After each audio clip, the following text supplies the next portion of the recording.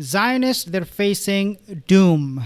They're facing doom. Let me explain to you more in details. But before I move on, just to remind you, most of my viewers are not subscribed. If you're one of them, consider subscribing. And if you're subscribed, thank you so much for that. What happened this time is something that Israeli media themselves, they're saying unprecedented, something they have not expected, something they have not seen in the past.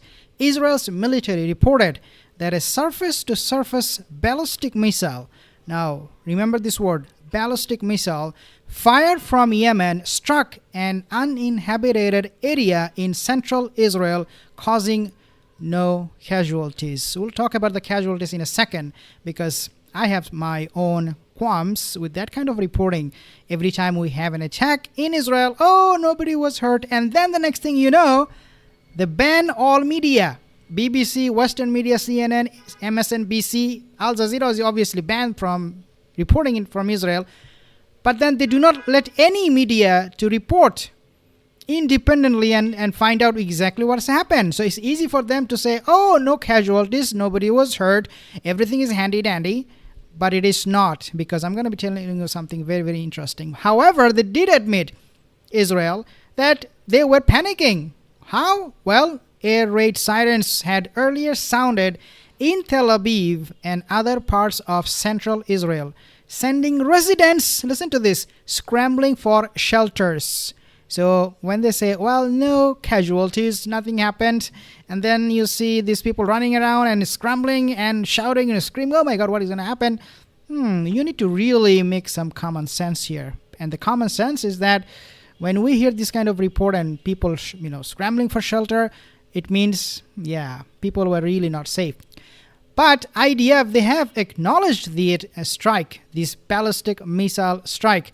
And this is what they said. Following the sirens that sounded a short while ago in central Israel, a surface-to-surface ballistic missile, they did not use the word ballistic missile, was identified crossing into central Israel from the east and fell in an open area. No injuries, again, were reported, quote-unquote, the military stated. Again, no injuries.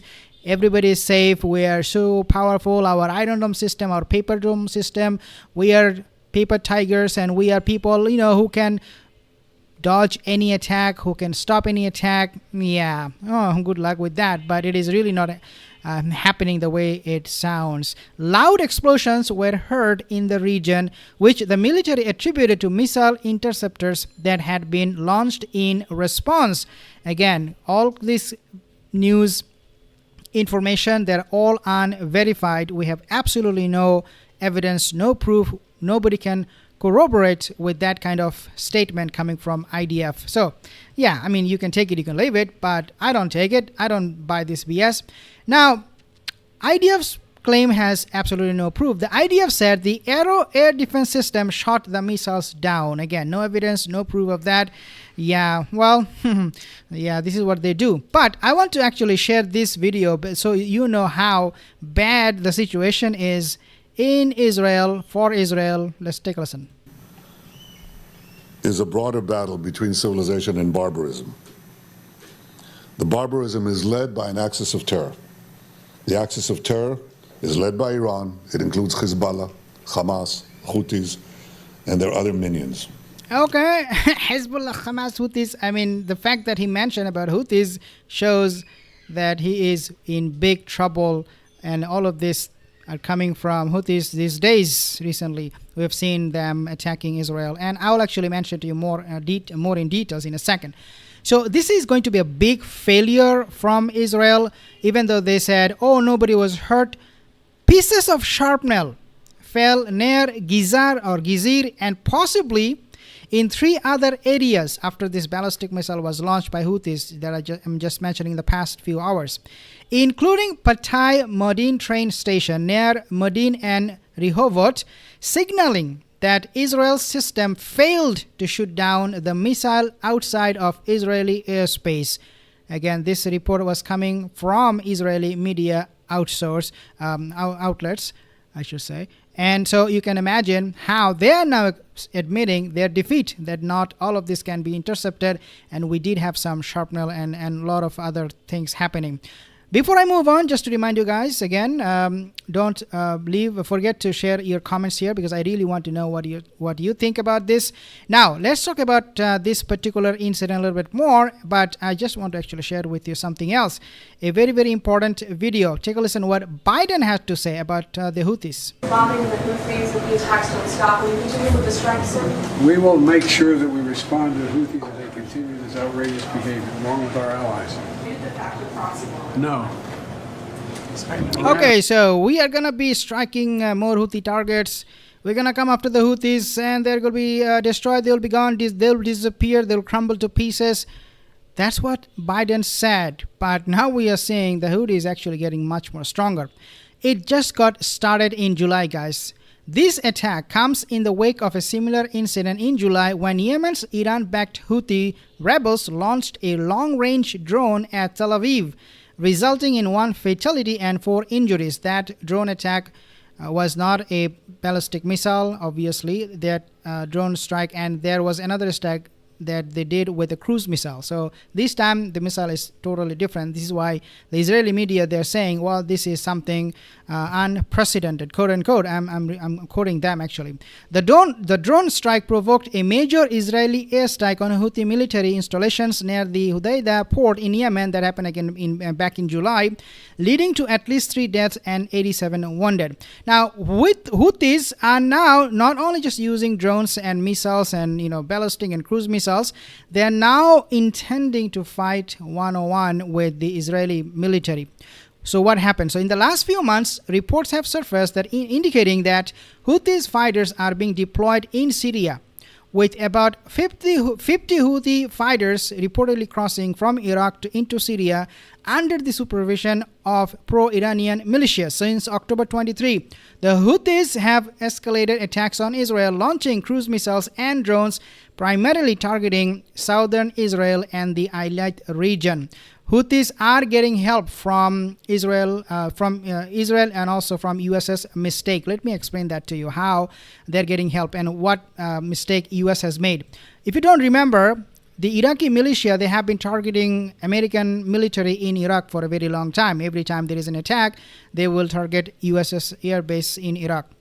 What happened is that now these people in Iraq, they're so fed up with this kind of attack coming from US and its Air Force that they are now willing and they are continuing to support the Houthis. Now, Houthis cannot do it all by themselves, because if you take a look at the map here, you can see that Yemen is approximately 2,000 kilometers away from Israel.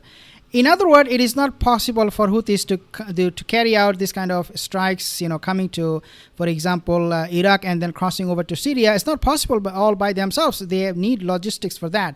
But because of US's, miscalculated attack on Iraqi bases, now Iraqi militia, the Shia militia, they are now helping entity like Houthis to carry out attack and also cross over to Syria. And this is absolutely going to be a devastating blow for US, because they're not getting any support, any intelligence from Muslim countries, especially from Turkey, and they need those kind of on the ground intelligence to counter this kind of hit and run attack from Houthis, because if you do not have enough intelligence, you will not know where they are. So Saudi Arabia, obviously, they have a very big problem with the Israeli Gaza genocide. But we know that Saudi Arabia, nevertheless, is helping the Israeli government. And we know that part of the reason why Iran is not successfully launching attacks or they are so reluctant to attack directly Israeli military target is because of the fact that these Muslim countries, Jordan, for example, Egypt, and even Saudi Arabia, they will intercept those missiles in their airspace going to Israel from Iran. So, yeah, but they still need a lot of intelligence to stop Houthis and stop these Iraqi Shia militias, which US is not capable of doing the way they wanted it. So now we see that these strikes are coming on a regular basis. Houthis are getting even ever more, powerful, and now they are in Syria. And they are going to be expanding the Houthi military activities beyond Yemen. And according to analysts, this is the case. Israel has responded forcefully to these assaults, particularly following a Houthi drone strike on Tel Aviv in July 24 that killed 1 person. And again, the strike, the counter strike from Israel is just making things much worse for them. Why? Because they're now on one front fighting with Hezbollah, and then on the other front they're fighting with Hamas. Some people, they say, why you say Hamas? I'm just mocking them. This is how the Zionists, they pronounce the name Hamas. They don't say Hamas, they say Hamas. So I say Hamas. Okay, so this is what is happening right now, guys. Not a good news for Israel at all. What we will be seeing in the coming days is more escalation. There is no doubt about that. I have some comments here. Fashion City, thank you, guys. Abdul Kari, Paula Martin, thank you, Paula. And Armwet Harmony, thank you, guys, for your comments. I'll see you in the next video. Have a wonderful day. Take care.